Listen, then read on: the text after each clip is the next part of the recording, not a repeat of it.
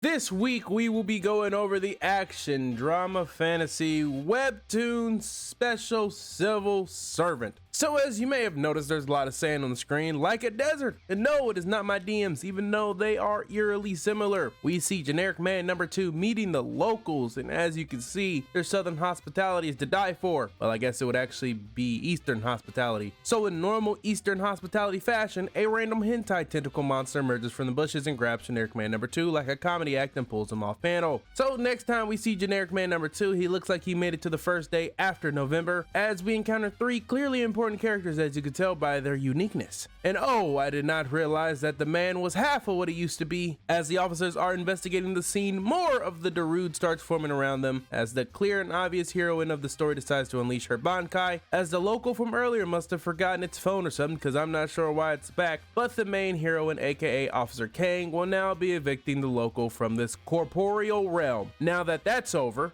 let's wander our way to where the main protagonist of this whole series is, as he is currently doing unemployed people's favorite pastime, job interviews. Yay! But he's currently in the restroom just having a minor panic attack, as he needs to get himself together, and already looking like an office worker, he has a bottle of Tylenol on him at all times. I personally feel like you don't need to have the whole bottle with you, but hey, that's just me. And now stage 2 of the panic attack starts kicking in and kicking Hanmaru's ass, but oh well, his name's been called, it's time for him to shine, or panic and shit himself. Either way, we all know he's probably still not going to get this job, because even though they say they need workers, they don't really seem like hiring any. So like all interviews, they ask you a bunch of questions that may or may not have anything to do with the actual job itself. As he's going on and on, he sure is speaking when he's then asked a particular question, and it seems to have digi-evolved his panic attack to level 3, so he ends up fainting partially, but at least he didn't poop his pants, but he does instead just vomit all over the interviewer. Now, depending on the job, they would hire you on the spot if you did this, so there's that.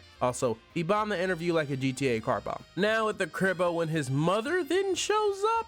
Now listen, I ain't finna talk bad about anybody's mama, but I do have a lot of questions, such as, what is her routine, or who is her supplier? And also, genetics? You have a lot to answer for with this one, but she's brought lunch for him. They then chit-chat about him not being a disappointment, but sitting down next to it. But the most important thing from their convo is that he needs to go and visit the shaman who lives in the mountains like Bigfoot. The reason this shaman is important to the plot is that Hanmaru's dad got RIPD'd on this mountain 20 some odd years ago, and now his spirit is blocking Hanmaru's path. Wow, his own dad's spirit holding him back. That is some capital A ass hating right there if I've ever seen it. And so he makes it to the top of the mountain where said incident happened, cues some flashback, panic attacks, and pouring it out for the dead homies. When then like a fart in the wind, the yellow dust appears again surrounding the young lamb as one of the locals appears before him. Now either this local is 14 months pregnant or drinks 18 cans an hour, cause that is the gut of Thorin endgame. But demonstrating decision making skills worse than a toddler, he waits until the last second to try to run away and get stabbed like this is the Straits of England bruv type shit. But he can't die like this, so with the power of motherly love, he stands up to his feet and gets chomped down upon by the local. But little did the local know that two can play this hickey giving game, and as the One Doom song title says, rip and tear, which he successfully does. After enjoying his Wendy's 5 for 5, he is awoken from his food coma by individuals that work for the government, but Hanmaru makes the mistake of yapping a little too much. They then realize that he knows too much, but what he doesn't know is that it's already been a whole day since he gorged on that local. But since he's someone who can see the Dune monster, he's now unwillingly going to have to go and participate in the second funnest activity a job does, new employee orientation, so that you can socialize with a bunch of people that you are going to hate later on down the line. But the orientation currently feels more like a reception center for STD checkups, because none of them look like they want to be here. But then the director comes and starts doing the whole tutorial like spiel, and I'm gonna do her like how I do all great tutorials. I'm just gonna go ahead and skip, but all we have to remember is that Hanmaru's ability is at an astonishing level 1 out of possible 10, so the lowest of the low. But this seems to be one of those multi-part tutorials, because it's now time for the practical part of the tutorial, which,